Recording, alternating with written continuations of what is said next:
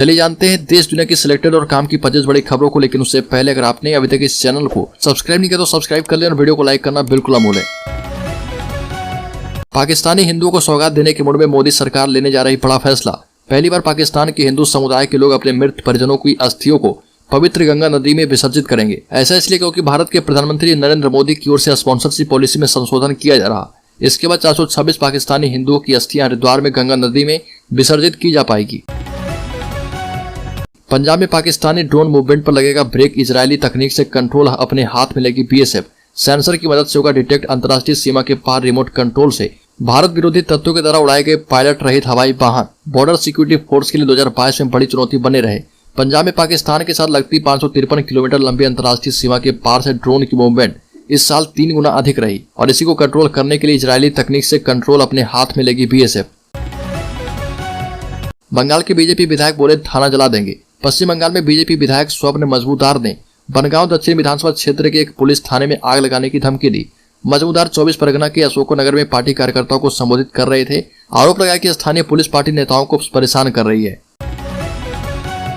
भारत पाकिस्तान ने परमाणु ठिकानों की लिस्ट शेयर की। पाकिस्तान बोला हमारी जेलों में 705 भारतीय भी बंद हैं। भारत ने भी जानकारी दी। भारत पाक ने एक दूसरे की जेलों में बंद नागरिकों और मछुआरों की सूची भी एक दूसरे को सौंपी है। भारतीय विदेश मंत्रालय ने पाकिस्तान को बताया कि उनके जेलों में 434 पाकिस्तानी बंद हैं और इनमें 339 नागरिक और 95 मछुआरे हैं। पाकिस्तान ने भी 705 भारतीय कैदियों की लिस्ट शेयर की है। हरियाणा में मंत्रियों के विभागों का फेरबदल। इसी महीने हरियाणा सरकार में विभागों के विलय के बाद डिप्टी सीएम दुष्यंत चौटाला सहित 4 मंत्रियों की पावर घटेगी। वहीं अगले साल विधानसभा चुनाव से पहले मुख्यमंत्री मनोहर लाल और भी मजबूत होंगे। कुछ मंत्रियों के बड़े विभाग को काटकर सीएम के पास लाया जाएगा। एलओसी पर 13,000 सेलिंग प्रूफ बंकर हुआ तैयार। जम्मू कश्मीर में नियंत्रण रेखा पर करीब 2 साल से सीज फायर जारी है। प्रशासन ने इस वक्त का इस्तेमाल नागरिकों की सुरक्षा पुख्ता करने के लिए किया है और इसके तहत पुंछ जिले में एलओसी के नजदीक इलाकों में 13,000 से अधिक सेलिंग प्रूफ बंकर का निर्माण किया गया। इन बंकरों को पाकिस्तानी गोलीबारी के दौरान इस्तेमाल किया जाएगा। वंदे भारत एक्सप्रेस में ऑफिस केबिन जैसी शांति मिलेगी। पेरम्बूर की इंटीग्रल कोच फैक्ट्री में वंदे भारत ट्रेन के 100 से ज्यादा कोच तैयार होने वाले हैं। चेयर कार के बाद अब स्लीपर कोच ट्रेनें भी पटरियों पर उतरने वाली है और इनकी डिजाइन तैयार है। बस बोर्ड की मंजूरी का इंतजार है। अगले 2 साल में 115 वंदे भारत ट्रेन बनाने का लक्ष्य रखा गया है और इनमें 75 चेयर कार और 40 स्लीपर हैं। कनाडा सरकार ने पंजाबियों को दिया झटका। पीएम ट्रूडो ने प्रॉपर्टी खरीदने पर लगाया बैन। अब नहीं खरीद पाएंगे घर। नए साल पर कनाडा की जस्टिन ट्रूडो सरकार ने पंजाबियों को बड़ा झटका दिया। भारतीयों के साथ साथ कनाडा में गया कोई भी विदेशी अब वहां पर प्रॉपर्टी नहीं खरीद पाएगा।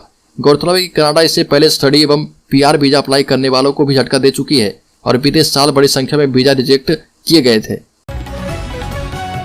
हरियाणा खेल मंत्री के खिलाफ छज्जर में पंचायत। कहा संदीप सिंह को बर्खास्त कर गिरफ्तार करो।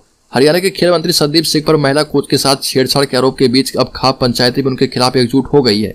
छज्जर के गांव डावला में धनखड़ 12 खाप के चबूतरे पर पंचायत हुई और सरकार से खेल मंत्री को तुरंत पद से बर्खास्त कर उन्हें गिरफ्तार करने की मांग की।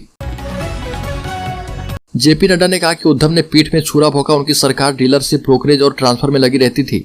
बीजेपी के राष्ट्रीय अध्यक्ष जेपी नड्डा ने एनडीए का हिस्सा रहे शिवसेना नेता और महाराष्ट्र के पूर्व मुख्यमंत्री उद्धव ठाकरे पर पीठ में छुरा घोंपने का आरोप लगाया। नड्डा ने कहा कि सीएम बनने की चाहत में ठाकरे ने हमारी पीठ में छुरा घोंपा। नतीजों के बाद वो बदल गए, यहाँ तक कि अपनी विचारधारा से भी समझौता कर लिया। सुप्रीम कोर्ट ने 4 के बहुमत से नोटबंदी को सही ठहराया। केंद्र सरकार के नोटबंदी के फैसले को सुप्रीम कोर्ट ने सही ठहराया। 5 जजों की संविधान पीठ ने यह फैसला सुनाया है।